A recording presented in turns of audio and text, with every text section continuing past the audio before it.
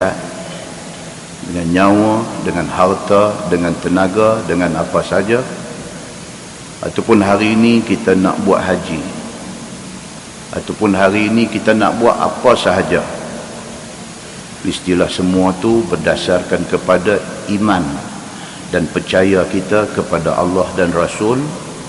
Mestilah semua benda yang kita buat itu berdasarkan kepada Al-Quran dan hadis Nabi sallallahu alaihi wasallam. Pasal apa hari ini orang nak pergi buat haji, nak pergi buat umrah? Saya ambil mukadimah ni pasal ini season orang pergi haji. Pasal apa orang nak pergi haji? Pasal apa orang nak pergi umrah? Tak ada jawapan lain melainkan kerana apa hal yang kita sanggup bersusah payah, himpun duit, pekin belanja, bersabar dengan kesusahan dalam tempoh 50 hari nak buat haji. Pasal apa kita sanggup susah payah semua ni? Pasal apa kita sanggup susah payah? Semata-mata kerana nak sampai di Mekah, nak pusing Kaabah 7 orang. Pasal apa kita susah payah nak pergi berlari di antara Safa dan Marwah? Pasal apa kita yang sanggup bersusah payah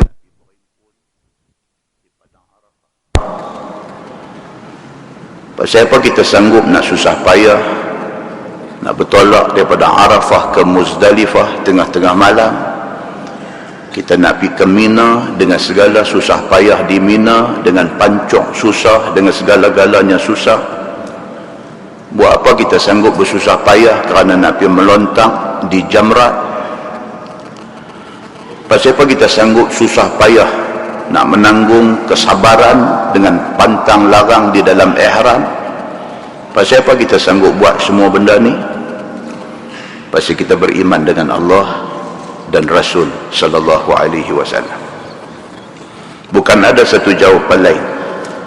Lagi baik kita pergi Venice, lagi baik kita pergi Sydney, kita pergi Perth, kita pergi Shanghai, kita pergi Guangzhou, kita pergi shopping, kita pergi makan angin, lagi baik daripada kita pergi simpan duit susah payah kerana semata-mata kerana nak pergi cari susah kerana ibadat haji dan umrah. Tapi semua orang Islam ada ingat dalam hati, nak pergi setidak-tidaknya sekali, nak pergi jak bumi Makkah, nak buat haji. Kerana apa? Kerana itu perintah Allah. Kerana apa? Kerana kita ada iman, kita ada percaya kepada janji Allah Subhanahu wa taala. Di dalam sebuah hadis riwayat daripada Abi Hurairah radhiyallahu anhu, kata dia, sami'tu an-nabiy sallallahu alaihi wasallam yaqul, man hajja lillah falam yarfuth wa lam yafsuq raja'a ka yaumi waladathu ummuh, atau kama qala, hadis sahih riwayat Al-Bukhari. Kata Abu Hurairah radhiyallahu anhu, aku dengar Nabi sallallahu alaihi wasallam bersabda. Nabi kata, man hajja lillah, siapa yang pergi ke Mekah buat haji kerana Allah. Bukan pasal nak ambil title haji, bukan kerana takut orang kata dia ni duit ada, hidup senang tapi tak pergi buat haji lagi. Bukan kerana tu semua, tapi dia pergi kerana Allah. Memang dia duk azam, memang dia duk simpan dalam hati dia, satu hari dia nak pergi buat haji. It's a matter of time, cepat atau lambat, tapi hati sudah simpui nak pergi buat haji.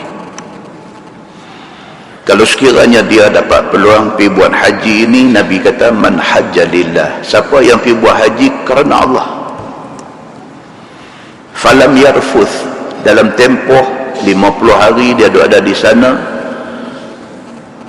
dia tidak bercakap kotor, dia kontrol diri dia betul-betul. Masa dia ada di Makkah, di Madinah, di Al-Haramain ini, dia kontrol diri dia betul-betul. dia tidak buat rafath, dia tidak buat benda cakap kotor, dia tidak cakap lucah, dia tidak bercakap gurau senda yang tak ada faedah, dia tidak buat benda yang lara. Walam yafsuq, dan tidak buat fasik, tidak buat benda jahat, tidak tipu orang, tidak tipu tu Arab yang duk menyaga, tidak sakitkan hati Bangladesh yang duk buat kerja di Masjidil Haram. Dia pastikan diri dia tidak buat fasik. Nabi kata raja'a ka yaumi waladathu ummuh. Dia balik selepas 50 hari di sana, dia balik, dia bersih daripada dosa, seperti satu budak baru beranak daripada perut mak. Hadis itu hadis sahih riwayat Al-Bukhari. Muslimin dan muslimat yang dirahmati Allah sekalian, dapat peluang buat haji adalah satu benda cukup besar. Yang benda ni kalau sekiranya tidak dimanfaatkan dengan sebaik-baiknya, kita rugi sangat-sangat. Dalam sebuah hadis riwayat daripada Aisyah radhiyallahu anha, kata dia, qultu ya Rasulullah, ala naghzu wa nujahidu ma'akum? Faqala an-nabi sallallahu alaihi wasallam, lakinna ahsana al-jihad wa ajmalah al-hajj, hajjun mabrur. Faqalat Aisyah, fala ada'u al-hajj ba'da إذ سمعت هذا من رسول الله صلى الله عليه وسلم أو كما قال. Hadis sahih riwayat Al-Bukhari. Daripada Aisyah radhiyallahu anha, dia kata satu hari dia kata ke Nabi, Aisyah kata dekat Nabi, dekat suami dia, dia kata ala naghzu wa nujahidu ma'akum. Aisyah ni, dia isteri Nabi, dia tahu macam mana susah payah Nabi, dia rasa semangat sangat untuk turut serta bersama dengan Nabi dalam setiap saat dan ketika. Aisyah kata dekat Nabi, ala naghzu wa nujahidu ma'akum, boleh tak boleh kami orang perempuan ni nak ikut sama pergi perang dan berjihad bersama dengan orang lelaki-lelaki semua? Aisyah ni satu perempuan tapi begitu semangat dia. Dia kata dekat Nabi, ala naghzu, naghzu orang sebut ghazwah, ghazwatu badrin, ghazwah maksudnya perang, naghzu kami nak pergi perang. Aisyah kata ala naghzu wa nujahidu ma'akum, ya Rasulullah, boleh tak boleh kami orang perempuan nak ikut sama pergi perang bersama dengan orang lelaki-lelaki? Faqala Nabi sallallahu alaihi wasallam, Nabi kata, lakinna ahsanal jihad wa ajmalahu al-hajj. Nabi kata untuk orang perempuan, tak sudah ingat nak pergi perang macam orang lelaki-lelaki. Untuk orang perempuan, sebaik-baik jihad dan secantik-cantik benda yang dibuat oleh orang perempuan itu ialah fokus kepada al-hajj, fokus kepada buat haji. Nabi kata kat Aisyah, sudut fikir masalah nak angkat senjata, sudut fikir masalah nak pergi turun berjihad, nak tumpah darah, nak cedera parah dalam medan perang, Nabi kata itu bukan kerja orang perempuan. Tetapi hang sebagai orang perempuan, benda paling baik dekat hang, jihad yang paling baik bagi orang perempuan ini ialah al-hajju. Nabi kata kalau dapat peluang pergi buat haji, hajjun mabrur, dan make sure hang dapat haji mabrur. Tu sudah mimpi nak pergi buat kerja orang lelaki-lelaki buat, hang buat benda ni. Kalau dapat peluang, dapat satu opportunity untuk pergi ke Mekah musim haji, pergi buat haji, hang pastikan haji yang hang buat tu hajjun mabrur. Faqalat Aisyah, Aisyah bila dengar Nabi kata macam tu, kemudiannya Aisyah kata, fala ada'ul hajj ba'd idh sami'tu hadha min Rasulillah sallallahu alaihi wasallam. Aisyah kata, maka selepas daripada aku dengar Nabi kata orang perempuan ni yang paling bagus ialah tunggu peluang untuk pergi buat haji, bila dapat peluang tu pastikan haji itu mabrur. Aisyah kata, lepas pada aku dengar Nabi kata macam tu, aku berazam untuk pergi buat haji without fail, tanpa miss 1 tahun pun. Pasal apa? Pasal aku dengar Nabi SAW kata, jihad paling besar pada orang perempuan ialah kalau dapat peluang buat haji sampai dapat haji mabrur.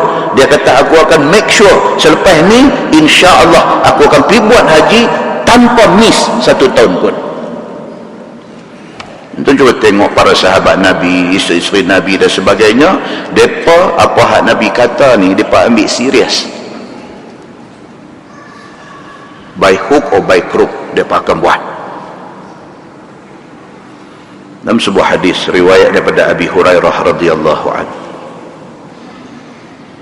kata dia, anna Rasulullah sallallahu alaihi wasallam qala, al-umrah ila al-umrah kafaratun lima bainahuma wal hajjul mabrur laysa lahu jazaa'un illa al-jannah. Atau kama qala, hadis sahih riwayat Al-Bukhari. Nabi SAW bersabda, Nabi kata, antara satu umrah dengan satu umrah, dia menjadi kafarah, dia menjadi penebus dosa di antara keduanya. Satu orang dapat rezeki pergi umrah tahun 2014, balik umrah 2014, start dah saving, start simpan duit dah, sebab target dia 2016 nak pergi pula. Dia dah dapat satu rezeki pergi umrah, balik dia kunci dalam hati dia, lagi 2 tahun aku nak pergi lagi. Nabi SAW kata, kalau orang macam tu di antara 2 umrah itu, Allah mengkifaratkan dosa dia. Kata ulama hadis, dosa itu dosa kecil. Dia dah pergi, dia dah balik, terus kunci satu azam lagi, dan buat satu planning, another 2 years aku akan pergi lagi, start saving duit, sebulan berapa duit nak simpan, berapa harga package dan sebagainya. Kalau dia jenis macam tu, jenis hati dia duk sangkut di Mekah, Allah mengkifaratkan dosa-dosa kecil dia in between 2 umrah itu. Muslimin dan muslimat yang dirahmati Allah sekalian, dalam sebuah hadis riwayat daripada Amru bin Al-As radhiyallahu anhu, kata dia, qala rajul, ya Rasulullah, ayyul amal afdal? Qal, imanun billah wa tasdiq wa jihadun fi sabilillah wa hajjun mabrur. Qala ar-rajul, aktharta ya Rasulullah. Faqala Rasulullah sallallahu alaihi wasallam, falinul kalam wa badhlul ta'am wa samah wa husnu khuluq. Qala ar-rajul, uridu kalimatan wahidah. Qala lahu Rasulullah sallallahu alaihi wasallam, izhab fala tattahimillaha ala nafsik. Atau kama qala, hadis riwayat Imam Ahmad daripada Amru bin Al-As radhiyallahu anhu. Kata dia, satu laki-laki jumpa Nabi. Dia tanya Nabi, apakah amalan paling baik ya Rasulullah? Hadis yang kontennya ataupun matan dia sama ni diriwayatkan oleh ramai sahabat dalam berbagai situasi. Sahabat lain-lain tanya benda yang sama, dan jawapan Nabi ada yang sama, ada yang berbeza. Ini di antaranya, satu orang mai jumpa Nabi, dia kata, ya Rasulullah, apakah amalan paling baik? Nabi jawab, imanun billah. Sama macam hak mula kita baca tadi. Nombor 1, iman kepada Allah, yang tu dulu. Setiap detik, setiap saat, setiap ketika, setiap tingkah laku, setiap langkah, setiap perbuatan yang kamu buat mesti kerana Allah. Wa tasdiq, Nabi tambah satu lagi, dan kamu mesti ada tasdiq, membenarkan apa yang kamu dengar daripada Allah dan Rasul. Kamu dengar ayat Quran, mesti hati kamu tasdik, ini ayat Quran, ini betul, ini mesti kena buat. Kamu dengar hadis Nabi, hati kamu mesti tasdik, mesti kata ini apa yang Nabi kata, ini benar, aku mesti nak kena buat. Nabi kata yang pertama, imanun billah, kamu beriman kepada Allah. Yang kedua, wat tasdiq, kamu mesti benarkan segala isi kandungan Quran dan hadis Nabi. Wa jihadun fi sabilillah, Nabi kata yang ketiga, mesti sanggup berjihad pada jalan Allah. Maksudnya atas nama Islam kamu sanggup apa saja. Kalau kamu perlu korban nyawa, mesti sanggup. Kalau kamu perlu keluar duit, mesti sanggup. Kalau kamu kena bagi tenaga, mesti sanggup. Kalau sekiranya itu kerana Allah. Wa hajjun mabrur, Nabi kata yang keempat, kalau dapat peluang buat haji, pastikan haji itu mabrur. Habis Nabi beritahu kat dia. Dia tanya Nabi, apakah amalan paling baik? Nabi beritahu 1, 2, 3, 4. Tiba-tiba laki-laki ni respon kepada Nabi. Dia kata, aksarta ya Rasulullah. Dia kata, ya Rasulullah, banyak sangat. Ini nak kena ini. Dia tanya Nabi, Nabi beritahu dekat dia 4 benda. Tiba-tiba dia kata balik dekat Nabi, aksarta ya Rasulullah, awak banyak sangat. Dia jenis tak boleh serabut. Awak banyak sangat, abang satu sudahlah. Faqala Rasulullah sallallahu alaihi wasallam, okey, Nabi kata tak apa, falinul kalam. Nabi kata kalau hak tadi rasa macam banyak, rasa macam tak mampu buat, rasa macam berat, alright, Nabi kata aku beritahu yang lain, falinul kalam. Nabi kata bila bercakap biarlah berlembut. Bila bercakap bukan dengan mak pak saja, bukan dengan abang kakak, dengan adik saja, bahkan dengan kawan-kawan, dengan jiran tetangga. Bila bercakap biarlah linul kalam, biar cakap tu bersopan. Wa badlut ta'am, Nabi kata amalan baik juga ialah kamu sanggup belanja orang makan. Badlut ta'am, kamu sanggup belanja orang makan. Kamu buat kenduri, kamu pergi kedai tengok orang makan, kamu tolong bayar untuk dia, kamu nampak orang susah miskin, kamu panggil dia, beli 1 bungkus makan bagi dekat dia, kamu jamu orang makan. Wasamah, boleh baca simah pun boleh, Arab samah boleh, simah boleh, dua-dua pun boleh. Maksudnya apa? Sifat suka memberi maaf kepada orang. Nabi kata lebih kurang tu saya duk ambil kira sangat, lebih kurang.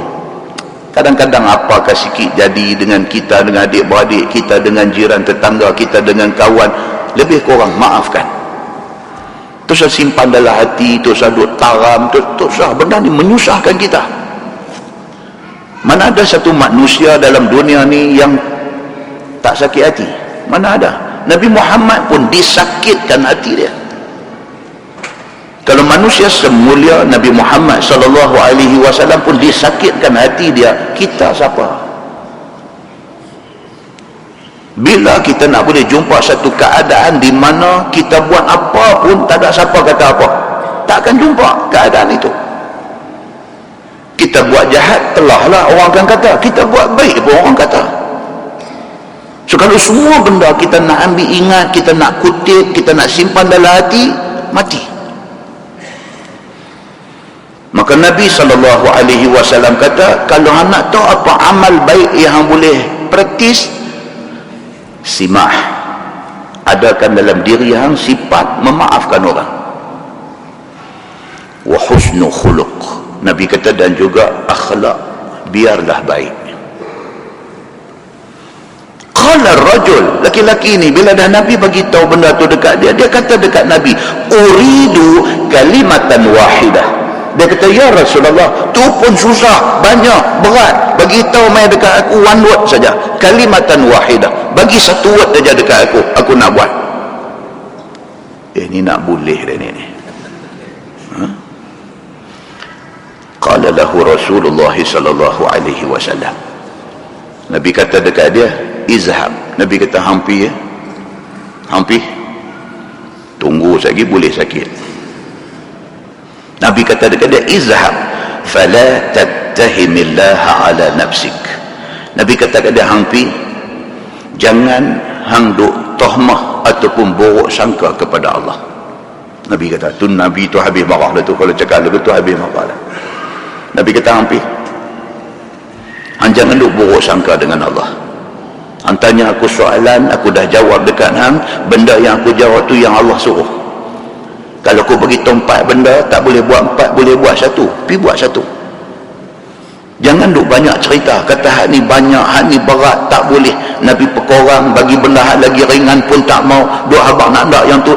Nabi kata, izhab, hang pi, jangan hang buruk sangka dengan Allah. Muslimin dan muslimat yang dirahmati Allah sekalian, itulah Islam dan itulah orang Islam. Islam satu agama cantik.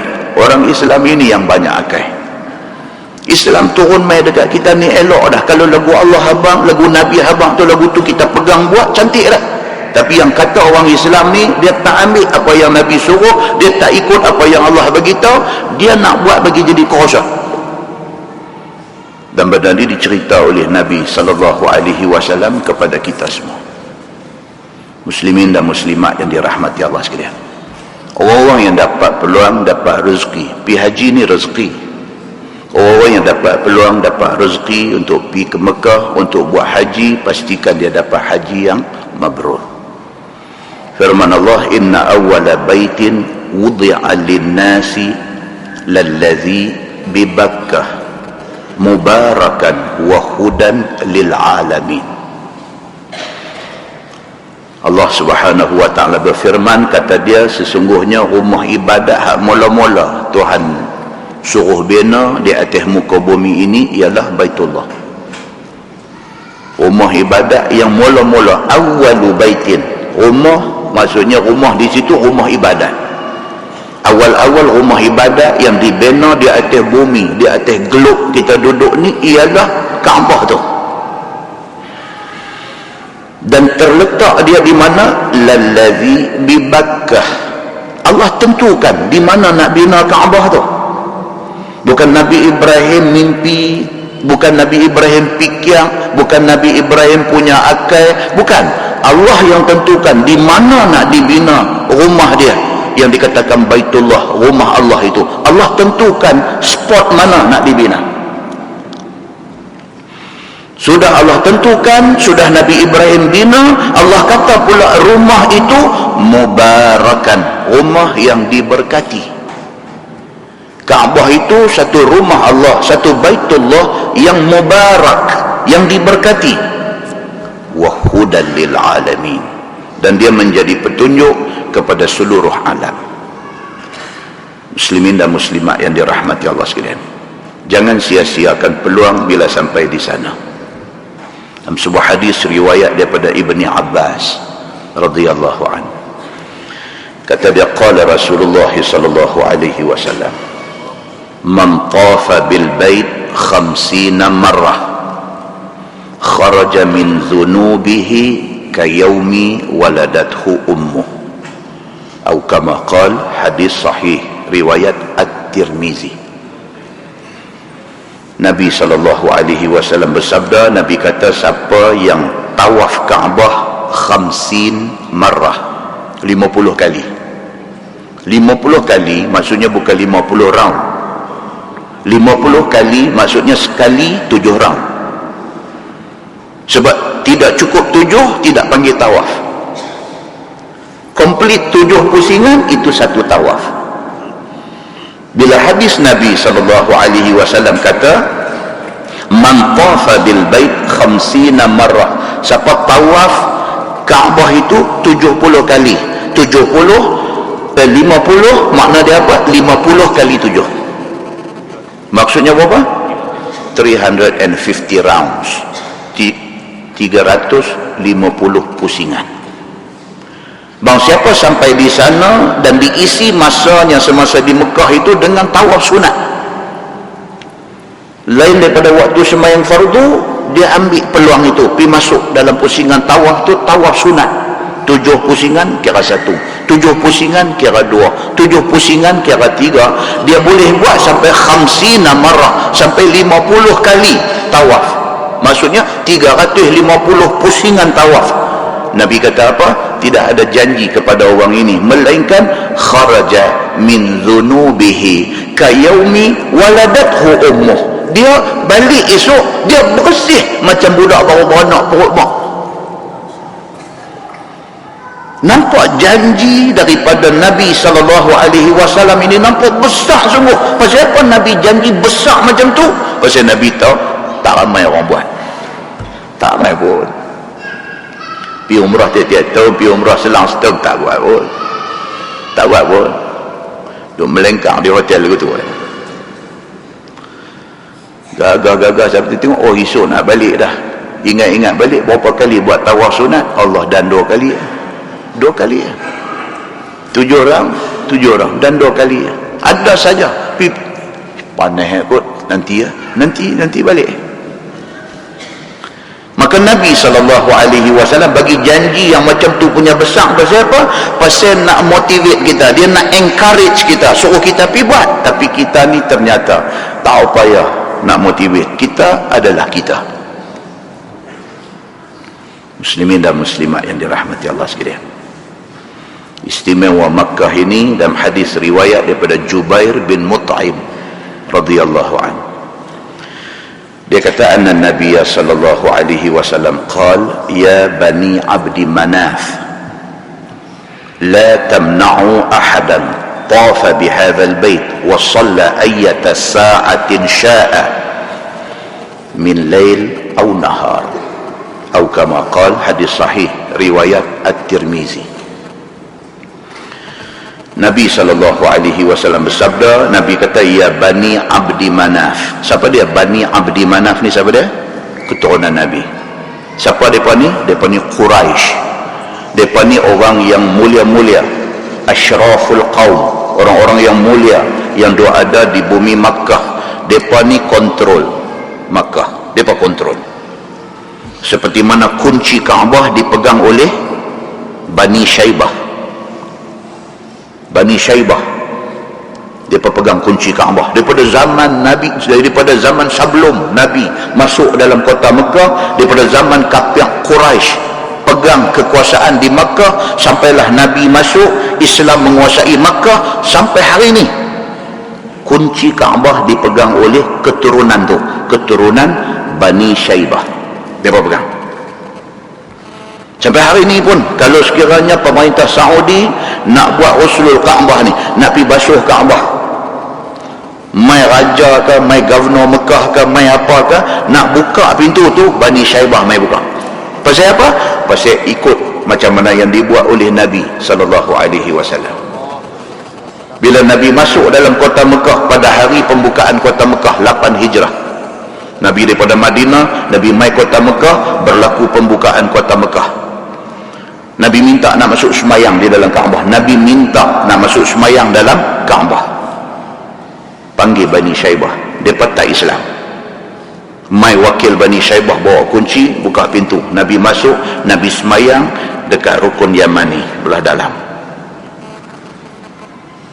Lepas itu Sayyidina Ali jumpa Nabi. Sayyidina Ali kata, ya Rasulullah, mintalah kunci itu biar aku pegang. Tuan-tuan, kemuliaan boleh pegang kunci Kaabah ni, kemuliaan. Ali kata dekat Rasulullah itu pak mentua dia, Rasulullah itu sepupu dia, Rasulullah itu dari segi darah, dari segi kekeluargaan sangat rapat dengan dia. Dia kata dekat Nabi, dia kata ya Rasulullah, minta kunci itu bagi saya pegang. Nabi kata no, Bani Syaibah pegang. Kerana keputusan Nabi itu, Bani Syaibah rasa dia dimuliakan. Dia kafir, dia tak masuk Islam, tapi kerana keputusan Nabi itu, dia rasa proud, dia rasa dia dimuliakan. Manusia, tuan-tuan, manusia kalau kita hormat dia, kita bagi penghormatan pada dia, kita bagi pengiktirafan pada dia, kita puji dia, nama kata manusia ni meleleh hingga kena puji. Nabi SAW satu orang manusia yang alim psikologi, akhlaknya sangat tinggi. Nabi kata dekat menantu dia, dekat sepupu dia, dekat Ali, orang yang bertanggungjawab bila wafat Nabi, menguruskan jenazah Nabi, orang yang turun dan liang sambut jasad Nabi. Nabi cukup sayang dengan dia menikah pula dengan Fatimah, anak kesayangan Nabi. Nabi kata kat dia, no, kunci ini dipegang oleh Bani Syaibah. Ali kata, ya Rasulullah, mereka tak Islam. Nabi kata, no, Bani Syaibah akan pegang kunci ini. Sampai hari ini Bani Syaibah pegang. La Islam adalah kerana keputusan Nabi itu dijadikan sebab musabab kepada Islamnya Bani Syaibah. Muslimin dan muslimat yang dirahmati Allah sekalian, Nabi kata kepada Bani Abdi Manaf, keturunan dia, Nabi kata, la tamna'u ahadan tafa bihadzal bait wa shalla ayyata sa'atin sya'a. Nabi kata, wahai Bani Abdi Manaf, wahai keturunan aku pesan satu benda. Jangan ada siapa daripada kalangan hampa ni yang memegang kekuasaan pemerintahan di kota Mekah. Jangan ada siapa daripada kalangan hampa ni yang cuba menegah ataupun melarang orang daripada tawaf ataupun sembahyang di dalam Masjidil Haram ini ayyata sa'atin sya'a. Tak kira waktu bila, jangan halang mereka sembahyang, jangan halang mereka tawaf. Daripada hadis ini dia ambil beberapa kesimpulan. Yang pertama apa dia? Masjidil Haram tidak pernah ditutup seperti Masjid Nabawi. Masjid Nabawi ada waktu kunci, ada waktu dia buka. Masjid Haram terbuka sentiasa. Pasal apa? Pasal hadis ini. Masjidil Haram ini juga dia ambil faham daripada hadis ni. Apa dia? Duduk di Masjidil Haram ini tidak ada waktu haram. Kalau di lain tempat dia ada waktu lepas subuh haram sembahyang, waktu tengah hari rembang haram sembahyang, waktu lepas asar haram sembahyang, kecuali sembahyang bersebab. Tapi untuk Masjidil Haram, bila masa pun sembahyanglah, tawaflah, tidak ada waktu haram. Pasal apa? Pasal hadis Nabi sallallahu alaihi wasallam sudah kata sebagai tanda keistimewaan Makkah itu sendiri.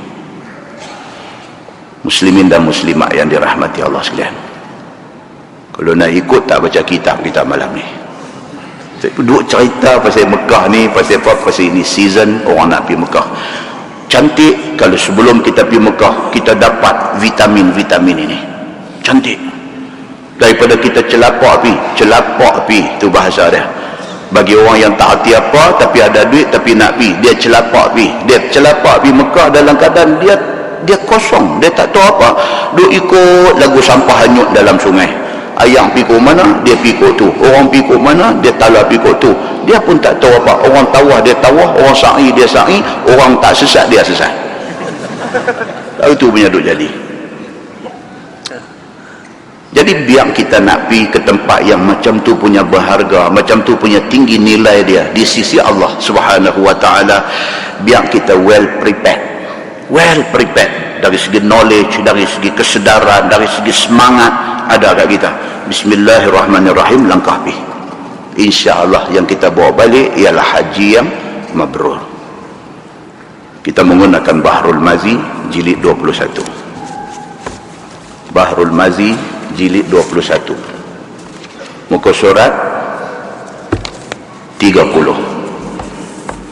Muka surat 30, tajuk malam ni pun berkaitan, iaitu Maqam Ibrahim. Ni tajuk malam ini dia nak tengok tentang Maqam Ibrahim. Disebutkan Maqam Ibrahim ini di dalam Al-Quran, maka dia main satu perbincangan tentang Maqam Ibrahim. Apa makna maqam? Tempat berdiri. Qama, berdiri. Qiyamul lail, maksudnya apa? Berdiri malam untuk sembahyang sunat. Maqam maksudnya tempat berdiri. Kan zaman saya kecil-kecil dulu, saya satu ustaz mengajar di masjid kampung tu. Dia tak nak pergi haji lagi. Cerita pasal Maqam Ibrahim, orang tanya dia, kata, ustaz, Maqam Ibrahim ni apa dia? Dia kata kubur Nabi Ibrahim. Habis semua dengar pun faham. Lagu tu punya doa dah. Pasal dia pun tak nak pergi zaman tu pula, zaman tahun 70 apa, korang lah. Hadut dengar pun tak tahu apa. Ustaz kata makam kubung lah. Malam ni kita nak tengok makam Ibrahim. Apa makna makam? Maksudnya tempat berdiri ataupun tempat berpijak Nabi Ibrahim alaihi salam semasa dia bina Kaabah. Kalau kita tengok cerita dia, ada cerita, kan tuan-tuan boleh rujuk dalam buku banyaklah ni, dan dah diterjemahkan pun dalam bahasa Melayu. Di antaranya di dalam Tarikh Makkah. Tarikh dalam bahasa Arab ni maksudnya sejarah. Tarikh Makkah maksudnya dalam buku sejarah Makkah, muka surat 48, dia cerita. Dia kata makam Ibrahim itu adalah satu batu yang dikutip oleh Nabi Ismail alaihi salam, bawa mai ke bapa dia Nabi Ibrahim untuk bapa dia berdiri di atas batu tu semasa nak bina Kaabah. Asal batu tu dia kata adalah batu yang pikutip, yang Nabi Ismail pikutip, bawa mai ke pak dia guna untuk pijak untuk nak berdiri buat Kaabah.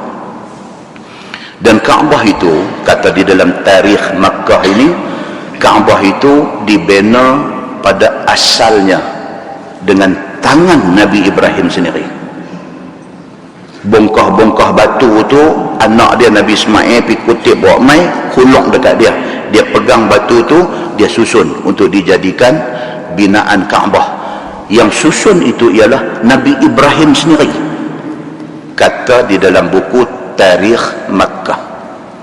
Itu sebab kita heran kadang-kadang 25 Nabi dan Rasul, tapi kita umat Nabi Muhammad ni masa duk baca tahiyat, masa duk baca tasyahud, kita cuma sebut Nabi Muhammad dengan Nabi Ibrahim saja. Apa istimewa orang tua ni? Banyak-banyak Nabi tak disebut nama, tapi nama Nabi Ibrahim disebut, bahkan diselawat ke atas dia. Rupanya jasa dia besar sekali.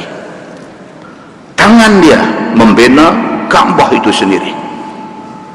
Dan kata di dalam Tarikh Makkah, dia kata setiap kali bangunan Kaabah tu naik semakin tinggi, setiap kali itulah batu yang dia pijak ni, yang kata makam Ibrahim ini, turut meninggi. Dia jadi lift. Dia pijak atas tu, bila dia bina-bina naik tinggi, batu tu naik, batu tu naik, batu tu naik, batu tu jadi lift. Itu yang dicatatkan di dalam Tarikh Makkah.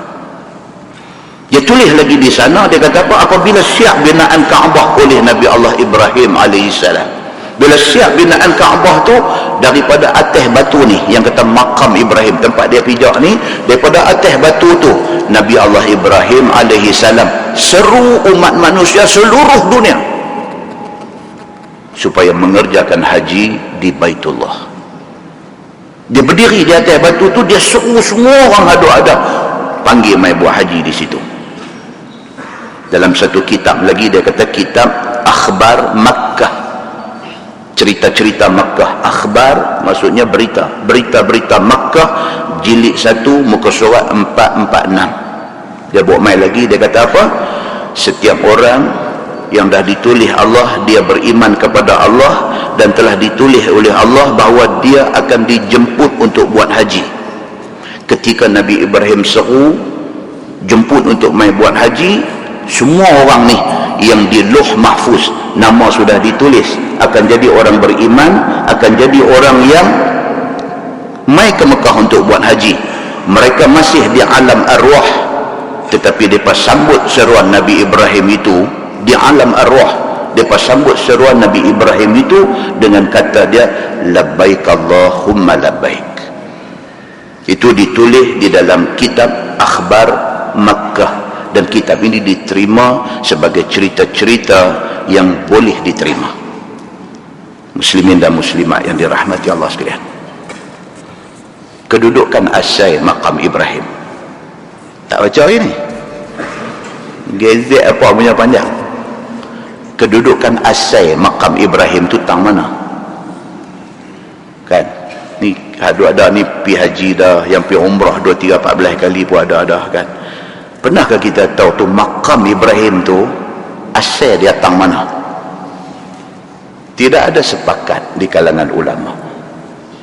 Bahkan bila dihimpunkan, ada dua pendapat kuat tentang kedudukan makam Ibrahim. Pendapat pertama, dia kata sejak daripada zaman Nabi Ibrahim alaihi salam sampailah zaman Nabi Muhammad sallallahu alaihi wasallam, sampailah kepada zaman Sayyidina Abu Bakar As-Siddiq jadi khalifah, mailah sampai ke zaman Sayyidina Umar Al-Khattab menjadi khalifah. Makam Ibrahim terletak di tempat lah ni. Jadi pendapat pertama, memang situ tapak dia. Tapi zaman Sayyidina Umar jadi khalifah, banjir besar mai ke Mekah. Kan sampai hari ni tuan-tuan masuk internet, type saja banjir Mekah, gambar-gambar lama zaman banjir tu nanti keluar. Pergi dekat image, dia keluar gambar. Jangan pula satu orang tu kata, Mekah negeri padang pasir pun boleh banjir. Jangan dia buat bangang macam tu. Memang biasa jadi, gambar pun ada. Itu yang panggil bangang tu bukan pasal apa, pasal benda tu proven. Dia boleh hidup buat heran aku tu. Lah ni pun duk jadi, lah ni pun jadi. Tapi bila jadi, orang kata ini masalah perparitan. Masalah perparitan di Makkah, mereka negeri korang hujan lah apa, mereka tak apa peduli pasal parit. Mereka punya engineer jurutera daerah Jabatan Parit dan Salera ni otak tak jalan. Orang tu kata macam-macam, buta boleh dosa. 2 tahun lepas ke apa-apa, ni dia ayat dekat halaman tawaf tu, ayat paras buku lali. Tapi saat dia nanti hilang lah. Tapi dia tak ada lari ayat tu jadi lagu tu.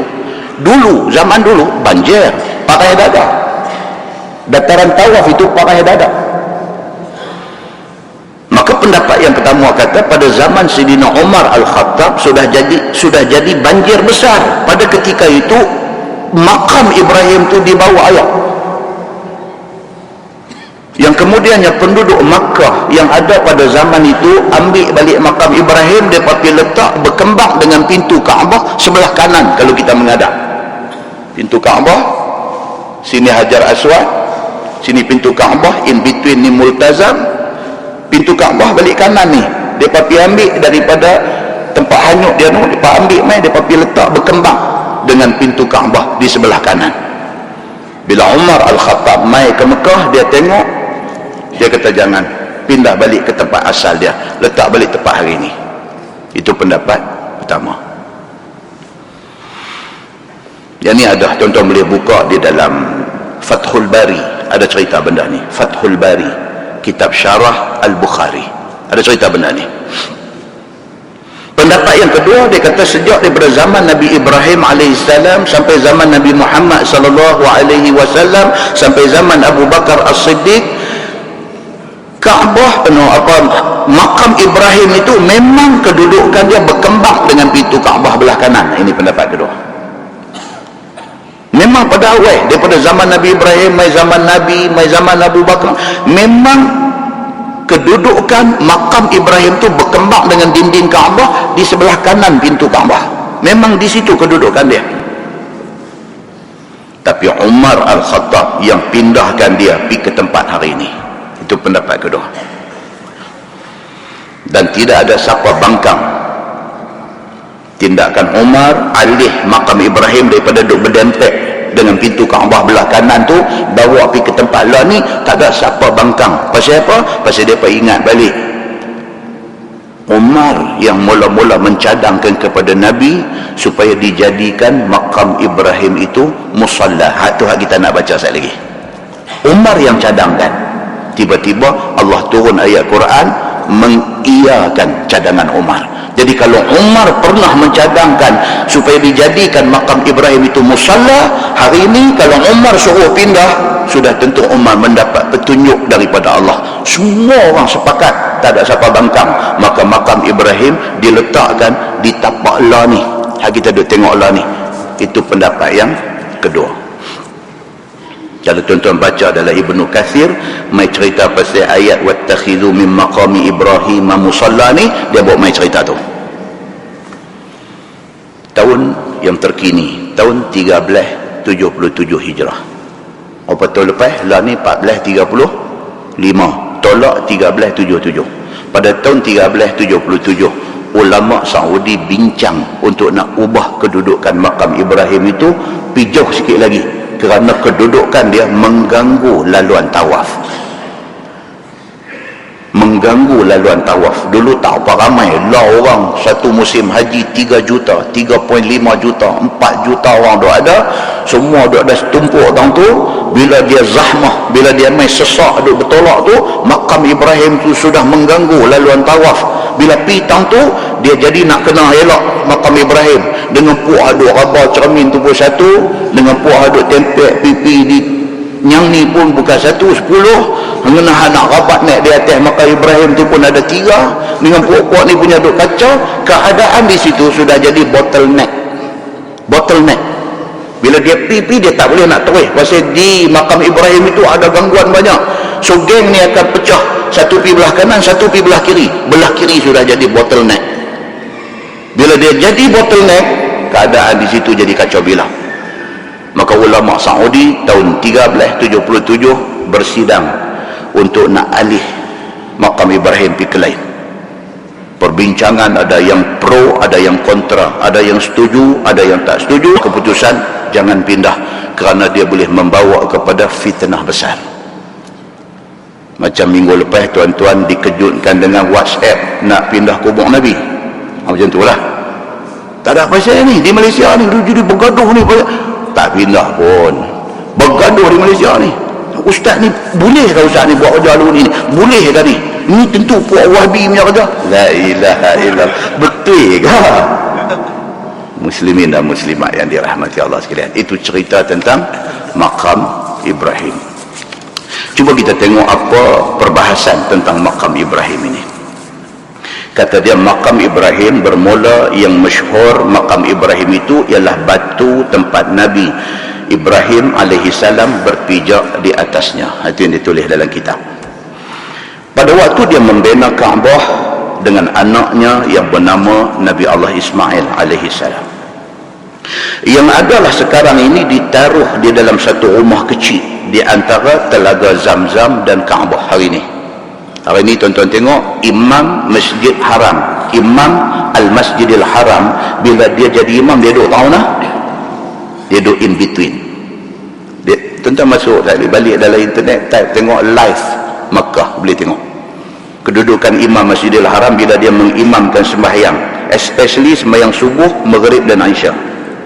Zuhur Asar ni dia berubah tempat sebab panas, tapi subuh, maghrib, Isya disitulah spot dia. Tang mana? Sebelah kanan dia ada makam Ibrahim, sebelah kiri dia penjuru Hajar Aswad. Dia akan ambil center tu untuk sembahyang sampai hari ini. Okey, dia kata yang ada sekarang ini ditaruh di dalam satu rumah kecil di antara Telaga Zamzam dan Kaabah. Itu kedudukan dia. Adalah batu itu asalnya terletak di tepi Kaabah, dia kata.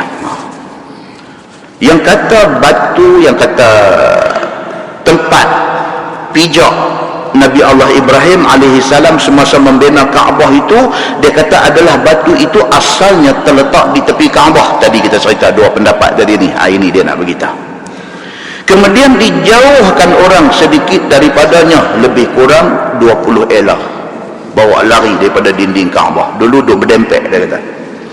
Dan orang-orang tawaf menempuhi antaranya dan antara Kaabah. Dia bila dia shift benda tu main ke tengah sikit, bila orang tawaf hidup berjumpa dengan kedudukan makam Ibrahim itu, dia kata. Dan kata ulama ialah batu yang ada bekas tapak kaki Nabi Allah Ibrahim alaihissalam dalam tu. Ada bekas tapak kaki Nabi Ibrahim. Di situlah dia step dulu, dia duduk pijak berdiri semasa dia bina Kaabah dulu ni. Dan kata Qil, ada satu pendapat kata makam Ibrahim itu ialah masjid, ialah Masjidil Haram semuanya. Itu pendapat yang katakan makam Ibrahim itulah sebenarnya spot masjid yang betul. Dan kemudiannya ulama kata ini pendapat semua tidak kuat kerana tidak disokong oleh nas yang sahih. Okey, tapi itu pendapat. Dan kata Qil, ada satu pendapat lagi kata dikehendaki dengan makam Ibrahim itu ialah sekalian tempat yang orang-orang hadir mengerjakan haji, kedudukan makam Ibrahim itu sama seperti Arafah, sama seperti Muzdalifah, samalah seperti tempat melontang di Mina dan sebagainya. Ada satu pendapat lagi kata makam Ibrahim ini di antara spot, di antara tempat penting, seperti mana pentingnya Arafah, seperti mana pentingnya Muzdalifah, seperti mana pentingnya Mina, seperti mana pentingnya di Mina tu ada 3 jamrah, macam itulah pentingnya yang katakan makam Ibrahim ini. Dia termasuk di dalam himpunan, di dalam package haji. Dia kata kalau kata pergi Mekah buat haji, dia mesti kena salah satu tempat yang sama penting dengan Arafah. Itu pendapat, dan pendapat itu juga kemudiannya dikatakan tidak disokong oleh nas yang sahih, tapi itu pendapat ulama. Dia kata dan yang sahihnya ialah bahwasanya makam Ibrahim itu adalah satu batu yang digunakan untuk berdiri imam-imam sembahyang di sisinya. Yang tu yang sahih. Sampai hari ini makam Ibrahim duduk dah balik kiri, pintu Kaabah duduk dah balik kanan, Imam Sudais nanti duduk di situ untuk mengimamkan sembahyang di Masjidil Haram. Tuan masuk tengok dalam YouTube, kita duduk heran pasal apa dia duduk sembahyang, polis tak sembahyang. Kalau Maghrib Isya tak apalah, Jumaat mereka tak sembahyang. Duduk tunggu 6 orang 5 orang duduk ada, dia duduk sembahyang Allahu Akbar, balik sini ada 2 polis ni 2 polis pinun, semua duduk tunggu dengan walkie-talkie tu, dia punya area dia nak berdaya, semua ada kot tu. Tengok apa lepas ni Jumaat pun tak sembahyang apa semua ni. Untuk masuk dalam YouTube type tengok saya lagi, cubaan membunuh Sudais ketika dia sedang mengimamkan sembahyang. Ada dalam YouTube. Lu tengok gambar apa lah YouTube, kau tak tengok yang tu. Kan? Dia tengah duduk sembahyang, satu cupih kata bangkit daripada saf orang duduk sembahyang tu, cupih kata bangkit, palkam pergi duduk pegang pisau. Inilah guna polis-polis yang tak sembahyang ni, untuk nak protect, ni imam yang duduk sembahyang ni. Palkam pergi, dia pegang dia, bakai dia, perebah dia, terus tangkap bawa pergi. Pasal apa tuan-tuan? Sayyidina Umar pun mati kena tikam. Sayyidina Umar nak cari seumpama Sayyidina Umar sebagai pemimpin senang tak tuan-tuan? Ada orang tikam dia, walaupun dia kata bukan dia nak tikam, orang upah dia suruh tikam, tapi ada orang yang upah dia suruh tikam. Satu pemimpin, satu khalifah yang seadil itu pun ada orang nak bunuh, apatah lagi orang biasa ni. Cubaan untuk nak membunuh sentiasa ada di mana-mana. Maka orang-orang tertentu ini mesti dikawan. Muslimin dan muslimat yang dirahmati Allah sekalian. So dia kata apa? Dia kata hari ini makam Ibrahim itu menjadi tempat imam sembahyang di sebelah dia. In between tu imam akan duduk sembahyang. Dan kata tafsir Khazin di dalam tafsirnya, bahwasanya makam Ibrahim itu menjadi tempat yang berdiri imam sembahyang di tepinya. Itu kata tafsir Khazin. Masalah tafsir ayat 125 surah Al-Baqarah, iaitu firman Allah, a'udzubillahi minasyaitanir rajim, wattakhidhu min maqami Ibrahim musalla. Itu ayat yang kita nak sembang, yang kita nak bincang pada malam ini. Sesungguhnya dalam masalah 42 tadi telah disebutkan ikhtilaf ulama pada maksud makam Ibrahim itu. Makam Ibrahim yang disebut dalam Quran tadi kata wattakhidhu min maqami Ibrahim musalla. Jadikanlah makam Ibrahim itu sebagai musalla. Apa maksud musalla tu? Itu yang dia nak bincang. Sebagaimana tersebut di dalam hadis yang telah dikeluarkan oleh Imam At-Tirmizi, kata dia an Anas anna Umar radhiyallahu anhu qala ya Rasulullah law sallaina khalfal maqam. Itu hadis dia. Maksudnya diriwayatkan daripada satu sahabat Nabi SAW yang bernama Anas bin Malik, bahwasanya Umar bin Al-Khattab radhiyallahu anhu telah berkata kepada Nabi SAW, ya Rasulullah, jikalaulah sekiranya kita boleh sembahyang di belakang makam Ibrahim, alangkah bagusnya. Masa tu belum ada lagi perintah suruh pergi sembahyang dekat dengan makam Ibrahim, tak ada lagi. Umat ni sudah main idea. Maka dia propose, dia mencadangkan benda ni kepada Nabi SAW. Umat kata dekat Nabi, dia kata ya Rasulullah, kalaulah kita boleh jadikan makam Ibrahim itu tempat semayang kita, alangkah baiknya umat pergi cadang benda tu.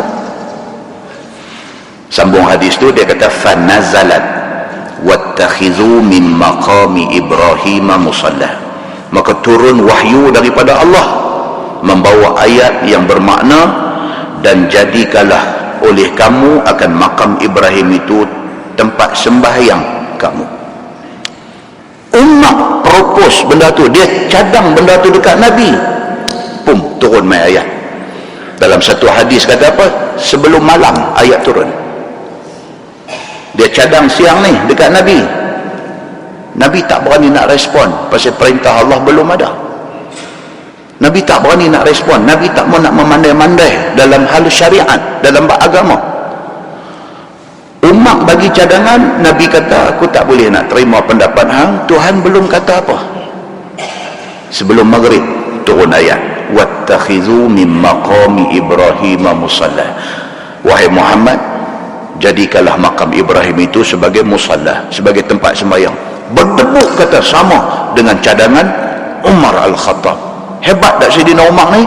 Sangat hebat.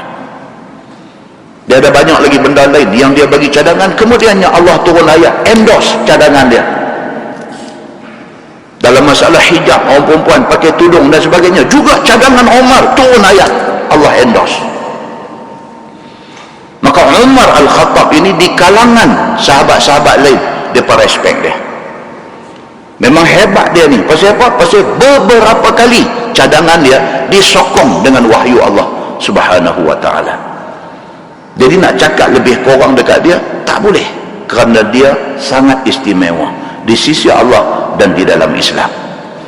Pun macam tu, tengah duk jadi imam sembahyang subuh, kawan mai cacak pisau belakang dia, mati berakibatkan daripada orang tikam waktu tengah sembahyang subuh. Yang kita baca sejarah tu, dia kena tikam, dia jatuh, terus dia jerit. Dia kata tangkap anjing itu. Umar kata anjing, tangkap anjing itu. Kemudiannya dia dapat ditangkap. Dalam keadaan duk sakit, kena tikam pisau ni. Dalam keadaan duk sakit tu, Umar kata dekat anak dia Abdullah bin Umar bin Al-Khattab, dia kata, ya Abdullah, pi rumah Aisyah lah ni. Dia kata, pi rumah Aisyah lah ni, tanya Aisyah, Ustaz, kalau sekiranya aku mati, boleh tak tanam aku sebelah Nabi? Ya Allah. Dia kata dekat Aisyah, dekat anak dia, bisa jumpa Aisyah, iqra salam alaih, sampaikan salam aku kepada Aisyah. Tanya dia, Ustaz, kalaulah aku mati ni kerana ni, boleh tak tanam aku sebelah Nabi? Hebatnya Umar ini, sayang dekat Nabi, sayang dekat Abu Bakar ni, sampai macam tu sekali. Nabi dah ada situ, sebelah Sayyidina Abu Bakar dah ada, dia nak minta tempat yang ketiga. Abdullah lari pergi rumah Aisyah, bagi tahu bapa aku kena tikam. Bapa aku tanya macam ni. Aisyah kata, aku memang ada ingat tempat tu aku nak duduk. Pasal apa? Rasulullah suami aku, Abu Bakar bapa aku ada ingat nak duduk tempat tu, tapi kerana Umar mau, aku bagi kat Umar. Dia kata, Masya Allah. Sejarah ni bila kita baca, tuan-tuan, harmoni kehidupan mereka ni, harmoni. Ini cerita dia. Jadi Umar Al-Khattab ini orang hebat dia ni. Baik, so kata dia di situ, dia mencadangkan benda tu kepada Nabi SAW, sebagaimana tersebut dalam hadis yang dikeluarkan oleh At-Tirmizi an Anas anna Umar qala, ya Rasulullah, law sallaina khalfal maqam fanazalat wattakhidhu min maqami Ibrahim musalla. Turun ayat kata jadikanlah makam Ibrahim itu sebagai musalla. Kata At-Tirmizi, bermula itu hadis hasan lagi sahih, dan telah dikeluarkan oleh At-Tirmizi satu lagi riwayat. Kata dia, an Anas bin Malik radhiyallahu anhu qala Umar bin Al-Khattab radhiyallahu anhu, qultu li Rasulillah sallallahu alaihi wasallam, law ittakhazta min maqami Ibrahim musalla. Diriwayatkan daripada seorang sahabat bagi Nabi sallallahu alaihi wasallam, nama dia Anas bin Malik radhiyallahu anhu. Kata dia, telah berkata Amirul Mukminin Umar bin Al-Khattab radhiyallahu anhu, telah berkata aku bagi Nabi SAW, kalaulah kiranya Tuan hamba ambil makam Ibrahim itu buat tempat sembahyang, sama macam riwayat tadi, Umar pergi cadang dekat Nabi, dia kata kalaulah boleh jadikan makam Ibrahim itu tempat sembahyang, alangkah baiknya. Maka kata Anas bin Malik, fanazalat wattakhizu min maqami Ibrahim musallah, maka turun ayat Quran firman Allah, kira-kira maknanya, dan ambillah oleh sekalian kamu akan makam Ibrahim itu sebagai tempat sembahyang. Sama, dua hadis mai cerita yang sama. Kata At-Tirmizi itu hadis hasan lagi sahih. Tengok di bawah tu dia kata tafsir musalla pada ayat tersebut adalah hadis tadi, kata Khazin, dan telah bersalah-salahan ulama. Khazin ni tafsir, tuan, dia ada kitab tafsir dia, Khazin ini. Dia bukan nama tafsir Khazin, tapi orang panggil dia tafsir Khazin. Nama kitab tafsir dia ni Lubabut Ta'wil. Itu nama kitab tafsir dia, Lubabut Ta'wil fi Ma'anit Tanzil. Itu nama kitab dia. Tak ada langsung nama Khazin ni. Tapi oleh kerana penulis kitab ini dipanggil dia ni Imam Khazin, maka dipanggil tafsir dia tafsir Khazin. Nama dia pun bukan Khazin pun, nama dia Alauddin, tapi orang panggil Khazin. Tafsir dia orang tak panggil tafsir Alauddin, orang panggil tafsir Khazin. Dan kitab tafsir Khazin ini menjadi rujukan ramai ulama. Bila buat kupasan tentang apa-apa, dia akan refer kepada ni, dia kata tafsir Khazin, dan berkata Khazin di dalam tafsirnya. Dia menyiapkan kitab tafsir Khazin ni umur 47 tahun. Umur dia dah 47 tahun, siap tafsir Khazin ini berapa jilid. Hebat, ulama dulu hebat, tuan-tuan. Mereka tak ada masa nak pergi duk kata ke orang apa semua, tak ada masa. Mereka duk tulis kitab, duk mengarang kitab, duk mengajar. Hebat mereka ni. Dan dia, isi kandungan dia yang kata tafsir Khazin ini istimewa, isi kandungan tafsir Khazin ini istimewa dia pasal apa? Dia garapkan semua sekali. Bila mai ayat Quran, perbahasan ayat Quran itu dia masukkan hukum fiqh, hukum fiqh masuk. Dia masukkan sejarah Islam di dalam tafsir dia. Dia masukkan mau'izah. Mau'izah ni maksudnya nasihat-nasihat. Dia baca, dia tafsir satu ayat Quran, dia bagi tahu apa makna dia, dia bagi tahu sejarah tentang ayat tu, sekali dengan dia nasihat orang yang baca kitab dia. Contoh bila dia tafsir surah Sajdah ni, kan dalam surah Sajdah dia kata tatajafa junubuhum 'anil madaji' yad'una rabbahum khaufan wa tama'a. Kan ayat tu. Ayat tu nak cerita kata orang beriman, orang yang bagus-bagus ni ialah orang yang kurang tidur. Tatajafa junubuhum 'anil madaji'. Orang yang beriman ni, orang yang bagus iman ni ialah orang yang sentiasa menjauhkan lambung dia daripada madaji', daripada tempat tidur. Maksudnya orang beriman ni dia kurang tidur, dia banyak ibadah. Itu tafsir cerita makna dia dan tafsirnya. Tapi yang kata Khazin ini dalam tafsir dia, dia bukan habaq yang tu saja. Dia sekali dengan anjurkan orang suruh semayang malam. Itu yang kata mau'izah. Dia bagi satu nasihat, dia bagi pengajaran, dia motivate orang, suruh orang ni jadi rajin untuk bangkit qiyamul lail. Ini keistimewaan tafsir Khazin. Cuma tafsir dia duk kena bantai. Pasal apa? Pasal dalam kitab tafsir dia, tafsir Khazin ini banyak juga riwayat-riwayat Israiliyat. Dia duk main cerita-cerita. Bila orang tanya balik ada hadis ke tak boleh nak tunjuk hadis. Kan dia duk main cerita-cerita macam tu. Jadi ada pihak yang duk hentam tafsir Khazin ini kerana di antara isi kandungan dia ni ada benda-benda ni, benda-benda Israiliyat. Tapi dia diterima sebagai kitab tafsir yang hebat macam tu. Baik, so dia kata di sini, kata Khazin, telah bersalah-salahan ulama pada firman Allah tentang musalla itu. Maka orang yang mentafsirkan makam itu dengan tempat hadir orang-orang haji dan tempat untuk nak mengerjakan haji, jadilah musalla itu maknanya tempat berdoa. Itu pendapat yang mengatakan Makam Ibrahim tu sama macam Arafah, sama macam Muzdalifah, sama macam Mina. Maka mereka kata makam Ibrahim itu ialah tempat ibadat, tempat untuk berdoa di situ. Itu satu.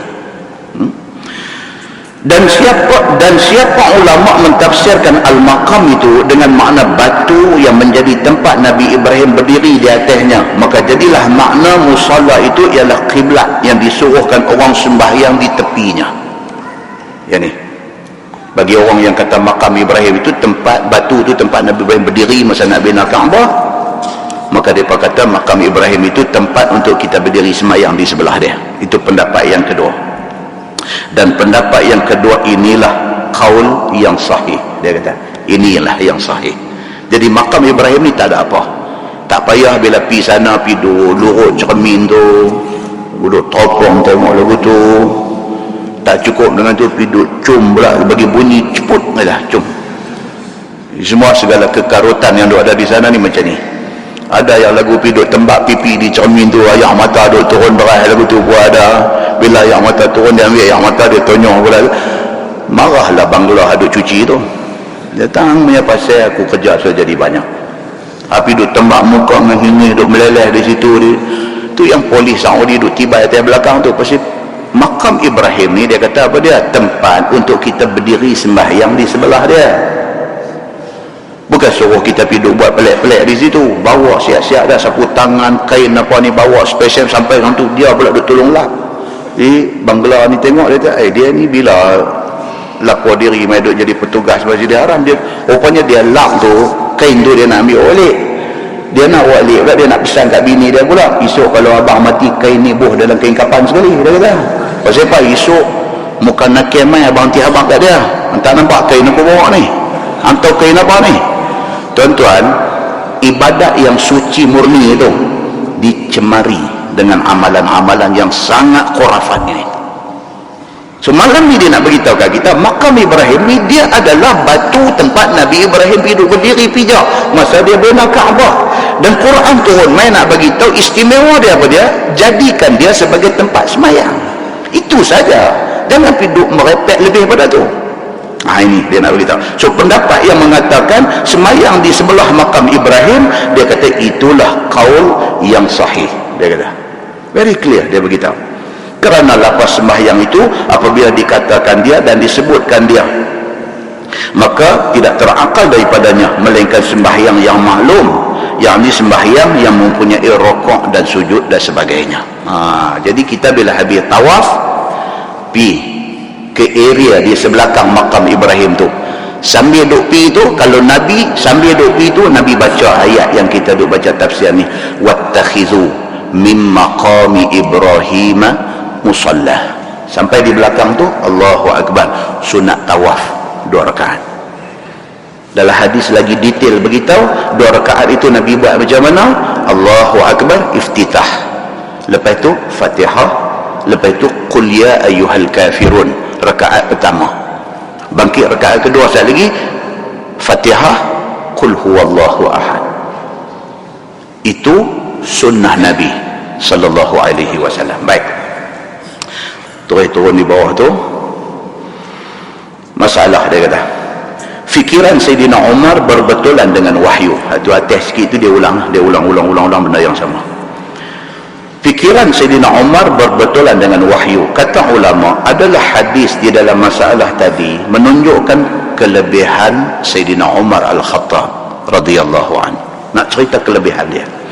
Kata ulama, adalah hadis di dalam masalah itu menunjukkan kelebihan Sayyidina Umar, iaitu menunjukkan fikiran Sayyidina Umar itu bertepatan dengan wahyu Allah Subhanahu wa taala. Itu dia. Sebagaimana tersebut di dalam tafsir Baydawi, dia kata ruwiya annahu alaihi salatu wassalam akhadha biyadi Umar radhiyallahu anhu wa qala hadha maqamu Ibrahim, faqala Umar afala nattakhidhuhu musalla, faqala Nabi sallallahu alaihi wasallam lam umar bidzalik falam taghib asy-syamsu hatta nazalat. Kita abang tadi dia mai dah cerita dia. Dia kata apa? Artinya diriwayatkan bahawa Nabi SAW telah pegang tangan Sayyidina Umar seraya Nabi bersabda, Nabi kata, inilah maqam Ibrahim alaihissalam. Ini cerita. Hadis ni dibawa di dalam tafsir Baydawi. Nabi pegang tangan Sayyidina Umar, tarik pergi dekat maqam Ibrahim. Lepas tu Nabi kata dekat Sayyidina Umar, Nabi kata dekat Sayyidina Umar, wahai Umar, haza maqamu Ibrahim. Nabi kata Umar, ini adalah maqam Ibrahim, tempat Nabi Ibrahim berdiri masa dia bina Kaabah dulu. Bila Nabi buat macam tu dekat dia, maka kata Sayyidina Umar bin Al-Khattab radhiyallahu anhu, dia kata, maka tidakkah kita boleh ini Nabi sendiri syariat turun melalui dia. Selagi tak main perintah Allah dalam Quran, Nabi tak berani duk reka buat apa-apa benda. Oh, kita hari ni champion tuan-tuan. Kita reka benda dalam agama ni tak tahu nak abang. Tak ada satu hadis pun cerita suruh buat macam tu, kita pergi buat. Semata-mata dengan andaian saja. Andaian kata takkan tak boleh buat lagu ni, ini buat untuk kebaikan. Nabi SAW bila Umar bin Al-Khattab main cadang dekat dia, ya Rasulullah, kalaulah ini maqam Ibrahim, tempat Nabi Ibrahim berdiri masa bina Kaabah, alangkah baiknya kalau kita jadikan tempat yang macam ini di sebelah dia kita semayang. Nabi jawab dekat Sayyidina Umar Al-Khattab, lam umar bidzalik, aku belum terima perintah Allah tentang benda ni, aku tak berani kata boleh. Tu dia. Tuan nampak tak macam mana syariat Islam ini dipelihara? Tidak ada ruang untuk reka cipta. Begitu. Maka kata Sayyidina Umar, maka tidak lenyap matahari. Kata Sayyidina Umar Al-Khattab, tiada lenyap matahari lagi pada hari itu. Turun firman Allah, wattakhizu min maqami Ibrahim musalla. Dia kata belah siang ni tak ada nak maghrib, turun ayat Quran.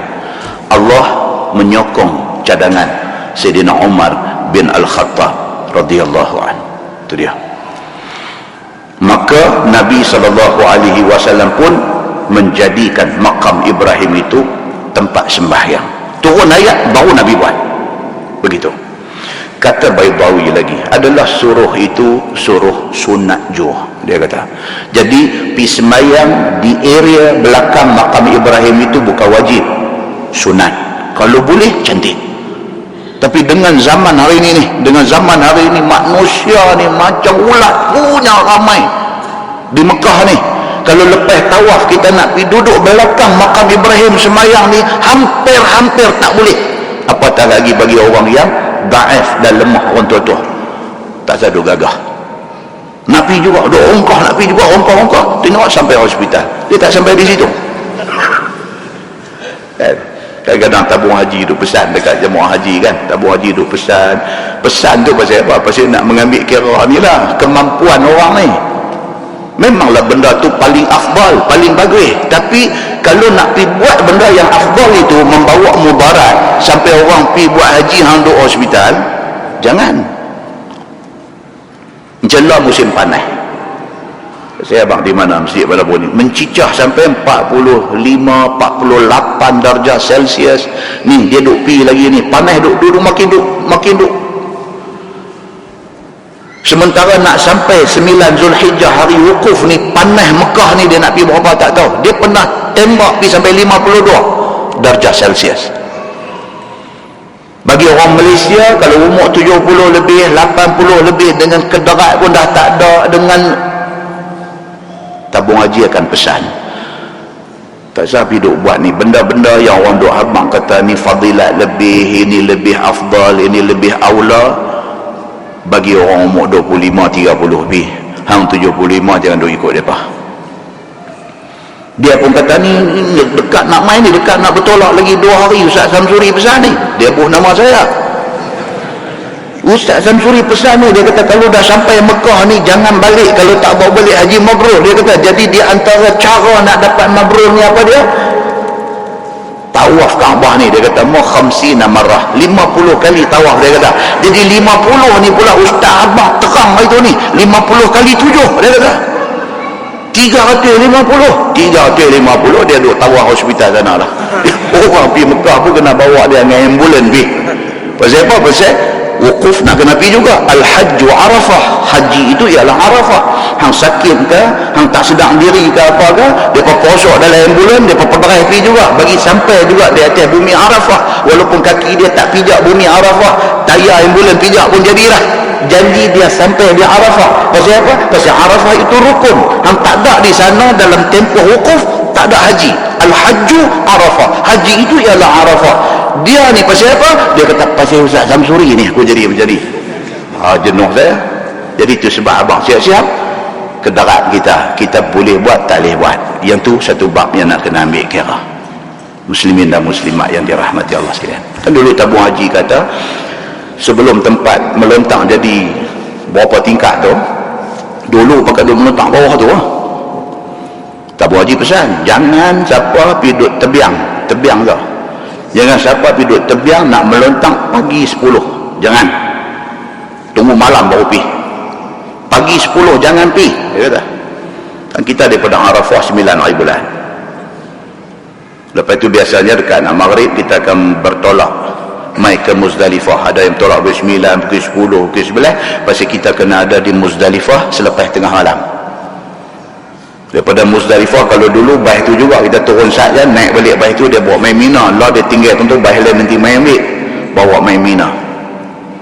Bila sampai di Mina ni kadang-kadang ada orang sampai dekat nak subuh baru sampai di kemah Mina. Turun-turun di situ duduk tak rasa dengar bang masuk waktu subuh. Mayang subuh dia rendah dalam kemah ni. Habis mayang subuh dia duduk nampak Jamrah Aqabah tu. Mata lagu duduk main berkaca tu macam dia duduk tengok Jamrah Aqabah, dia nak terekam pergi. Tabung haji abang dah kursus haji bersiri ni tak tahu sampai berapa siri, siap dengan perdana pula lagi. Mai tadi duk pesan jangan duk terpapi time tu. Dia tak boleh, dia celapak lagi sekali, dia celapak pi. Tuan-tuan, masa tu sebelum jadi bertingkat dan ini, masa tu semua nak terjun pergi buat pada pagi 10 Zulhijjah. Tuan-tuan, seh orang Malaysia ni, seh badan orang Malaysia ni kaki tak jejak tanah, kena himpit kiri kanan ni kaki dua lugu tu. Jadi yang boleh cerita ni pasal apa? Pasal saya di antara orangnya yang juga kan? Orang yang bantah masa tu turun pergi pagi tu juga, kata kawan perempuan jom. Dia kata tak apa kan masa ni aku ada, turun pergi. Ya Allahu Akbar tuan-tuan, bunyi batu duk kena jamrah tu saja, Jamratul Aqabah pagi 10 tu, bunyi batu tu saja satu irama apa tak tahu, prap bunyi tu, dengar bunyi batu tu pun dah takut. Duk jauh lagi daripada jamrah ni, kira kalau lempak memang kena kepala orang, tak kena batu. Duk pi tu kaki tak sampai tanah.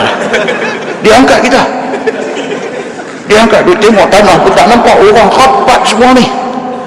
Dan akhirnya berjayalah 7 biji settle Jamrah Aqabah. Sedang-sedang tinggal kain pinggang saja. Kain atas ni pun tak tahu pergi mana. Saya bawa satu botol ayam, tinggal tudung atas saja, botol tu pun tak ada, dan selipar dua-dua belah pun tak tahu pergi mana. Macam orang kena apa kalau duduk-duduk. Jadi boleh cerita lah pasal benda tu kita dah kena. Punca dia apa? Pasal bantah, peringatan dan nasihat dan pesan orang, bantah. Kita tak ada pengalaman, kita tak dengar cakap orang pengalaman, kita belah pi, dia boleh macam tu. Mudah-mudahan saya dapatlah mabrur tu. Muslimin dan muslimat yang dirahmati Allah sekalian. Baik, inilah yang disebutkan di dalam bab kita duk baca ni. Jadi Umar bin Al-Khattab radhiyallahu anhu, bila dia cadang dekat Nabi benda ni, Nabi tak berani kata apa, sehinggalah turun wahyu. Wahyu turun bila? Daripada dia cakap sebelum terbenam matahari, sebelum maghrib, wahyu sudah turun menyokong apa yang dicadangkan oleh Sayyidina Umar bin Al-Khattab radhiyallahu anhu. Kata guruku, tengok di bawah tu, dia kata guruku, ku tu siapa dia?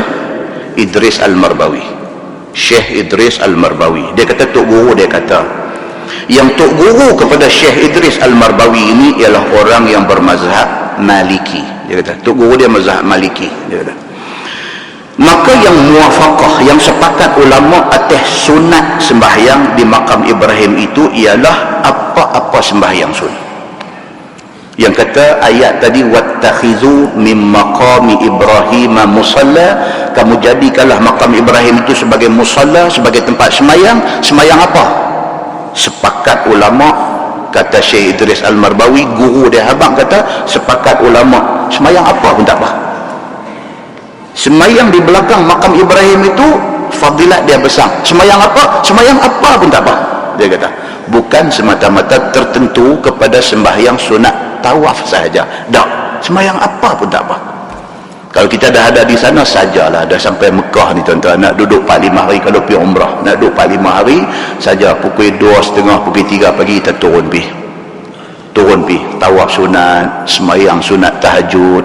Kalau boleh pergi ambil belakang makam Ibrahim. Masya Allah tuan-tuan, balik main hati macam minum ino, air terjun turun, rasa sejuk, rasa puas. Cara sebut tu puas dah. Aku duk pi 4-5 kali dah umrah dia, tetapi hak kali ni puas. Pasal apa? Pasal dia boleh buat benda-benda ni according to hadis Nabi sallallahu alaihi wasallam. So kata guru kepada imam, kepada Syekh Idris Al-Marbawi, dia kata sepakat ulama sembahyang di belakang makam Ibrahim itu ialah sembahyang apa pun tak apa, dia kata. Dan ialah bukan tertentu kepada 2 rakaat tawaf sahaja. Pendeknya, semua sembahyang yang dibuatkan tempat sembahyang di situ, maka iaitu sunat jua. Nah, wallahu a'lam. Lepas ni kita tengok umat yang terpilih daripada segala umat dan yang afdalnya. Dia nak beritahu kat kita, kata kita umat Nabi Muhammad sallallahu alaihi wasallam ini ialah umat terpilih. Kita ni chosen, umat yang terpilih.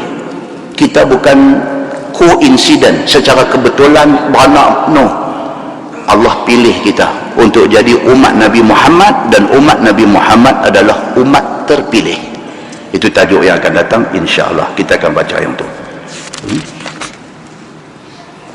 Lepas ini dia akan main perbincangan tentang ijma' ulama. Ijma' ulama itu apa? Adakah dia satu kesepakatan biasa ataupun dia adalah satu sumber hukum di dalam Islam.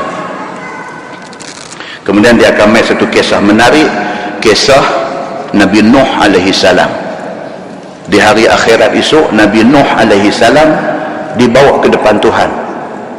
Dan Nabi Nuh alaihi salam dalam keadaan ketakutan. Bila main di depan Allah Subhanahu wa taala, Allah tanya Nabi Nuh, hal ballaghta, adakah hang telah menyampaikan segala risalah yang aku suruh hang sampaikan? Nuh kata, ya, saya sudah buat apa yang Tuhan suruh.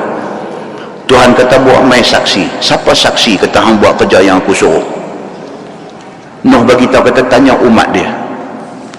Bila dibawa ke depan umat Nabi Nuh, Tuhan tanya umat dia, betul tak Nuh kata dia dah seru hampa kepada Allah? Umat dia berbohong. Umat dia kata tak. Dalam keadaan macam tu, macam mana nak selesai? Bulan depan. Kan, ni Nabi Nuh ni. Macam mana nak selesai isu ini? Bulan depan kalau panjang umur. Kita raya haji, raya had. Hari Senayan, matang buluh tak ada. Hari Selasa, aluk setang tak ada. Hari Rabu di sini insya-Allah ada. Nanti spesial Masjid Pahim ni. Kan? Hari Rabu insya-Allah ada. Jadi kita tangguh dengan tasbih kafarah dan suratul As. Subhanakallahumma wa bihamdika, asyhadu an la ilaha illa anta, astaghfiruka. Bismillahirrahmanirrahim. Wal 'asr.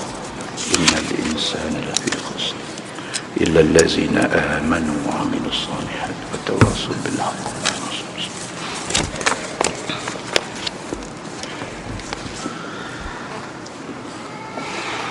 اللهم صل على محمد في الأولين والآخرين وسلم، رضي الله تبارك وتعالى عن ساداتنا أصحاب سيدنا رسول الله أجمعين.